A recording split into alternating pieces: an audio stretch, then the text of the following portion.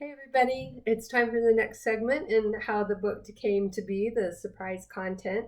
Just a quick review for those of you who maybe haven't seen the previous little videos. I had a friend years ago that just planted the seed that this is a story I should tell.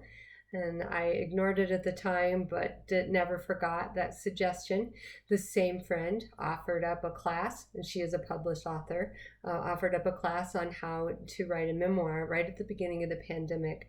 And so, of course, I was in immediately and was ready to go with that. So I took the class in April of 2020, and I started writing in April of 2020.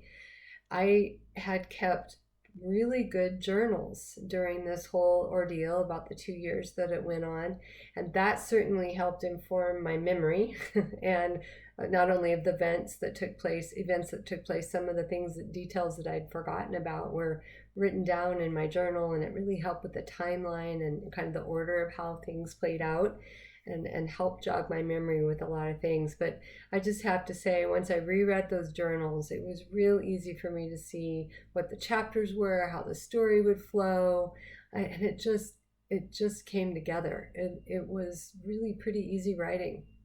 I spent my Sundays writing, Sunday afternoons. Of course, church was closed because of COVID, and we would watch church online. And I'd sit down at about 10:30 in the morning and start writing. And literally, it felt like 5 minutes went by, and it was 6 o'clock and time to cook dinner. And I did that every Sunday for weeks. And once the book was complete, then we moved on.